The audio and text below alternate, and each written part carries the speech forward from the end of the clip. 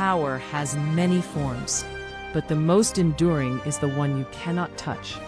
In the year 1122, the King of France was a title in search of a reality. The monarchy was a local power surrounded by predators. They had the name, but they lacked the gravity. The world was built in the Romanesque style. It was the architecture of fear, thick stone walls designed to keep the world out. Into this heavy, silent world stepped a peasant's abbey boy, who understood the one thing the kings had forgotten. If you cannot control the land, you must control the light. Suger looked at the Abbey of Saint-Denis, the burial place of kings, and saw a missed opportunity. The old Roman arch was a mechanical trap, its weight pushed sideways, forcing walls to be 6 feet thick, just to keep the roof from exploding. The pointed arch was a technical revolution that allowed stone to behave like a skeleton rather than a shell. By shifting the physics of the building, Suger created a void, and he knew exactly what he wanted to fill it with. He wanted to weaponize the sun. He wanted to turn a church into a lens that focused the divine onto the king. Before Suger, a building was a fortress. After Suger, it was a broadcast.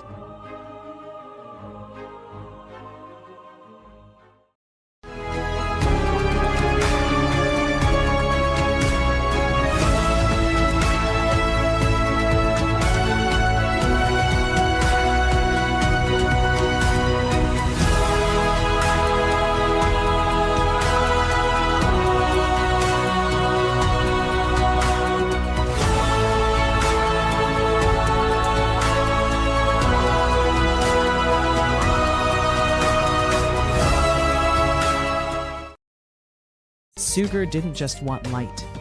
He wanted a light that did not exist in nature. Ordinary light is common. It reveals the dirt, the mud, and the mortality of the world.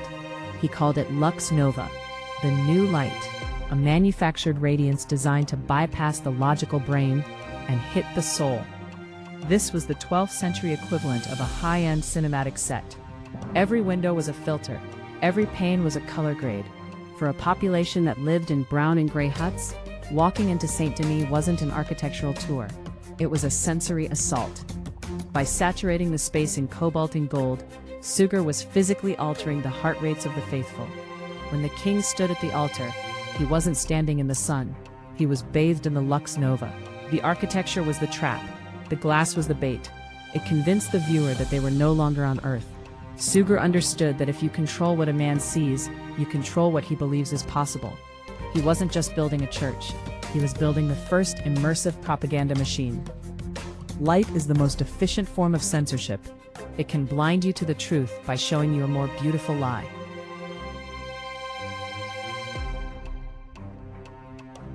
Every stage needs its props. But Suger knew that brand new gold doesn't carry the weight of history. He began a systematic search for artifacts, objects that could bridge the gap between his small king and the Roman giants. Take the Eleanor vase, a gift to the king from the courts of Aquitaine, originally a simple piece of Islamic craftsmanship. Suger didn't just display it, he baptized it.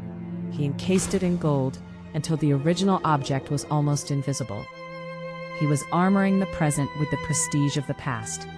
He turned a personal gift into a state relic. Then he found the throne, a broken bronze folding stool that had been gathering dust for centuries.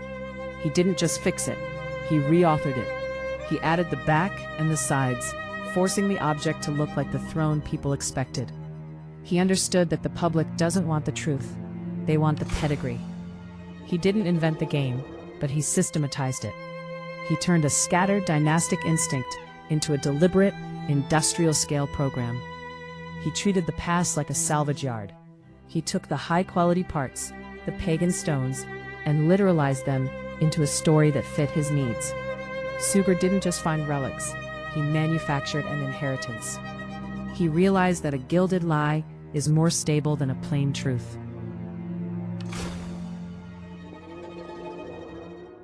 June 11th, 1144, the day the machine was turned on. Suger recorded a scene of terrifying intensity. a crowd so vast and desperate that women were crushed against the walls, gasping for air. 5 archbishops and 13 bishops stood in the center of the architecture of the lens, and as the sun hit the choir, their rational minds simply stopped working.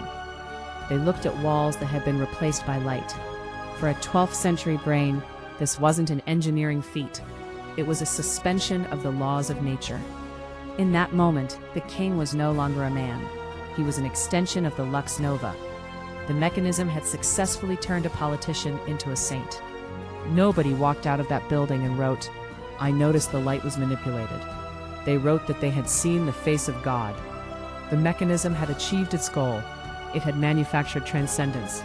Suger was honest about his methods. He wrote, "The dull mind rises to truth through that which is material." His defense was simple. The mechanism does not corrupt the destination. If the lie makes you feel the truth, is it still a lie? He was the architect of an 800-year contract. He gave the people a miracle, and in exchange, they gave the monarchy their belief. Suger realized that if you can engineer the awe, the legitimacy will follow. He didn't build a church. He built a reality that was too beautiful to question. The machine is still there, but the Lux Nova has lost its edge. We live in a world of total saturation. We are used to manufactured awe. We see the filters, we know the tricks. But for 800 years, Suger's gilded inheritance held the line. It survived wars, revolutions, and the slow rot of time. This brings us back to the throne. Napoleon tried to use Suger's props to buy a legitimacy he hadn't earned, but he made a fatal mistake. He thought the power was in the object. He thought if he sat in the chair, he became the king. He didn't understand that the object was just the bait. The power was in the lens, the meticulously engineered belief that Suger had built around it. Suger was the more honest architect. He knew the throne was just a broken Roman stool. He knew the glass was just silver and sand. He realized that a nation is not a territory or a crown. A nation is a collective hallucination, maintained by the quality of its architecture. Suger's victory wasn't that he built a building that lasted. It's that he built a lie so structural that we still mistake it for the truth.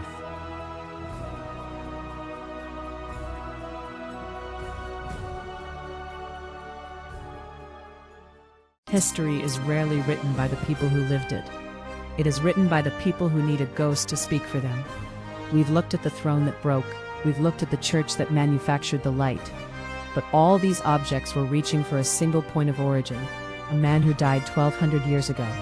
A man who realized that if the Roman Empire was dead, he could simply wear its skin. Next time, the Lazarus Protocol. We're going back to the moment the West was invented, and the heist that made it possible.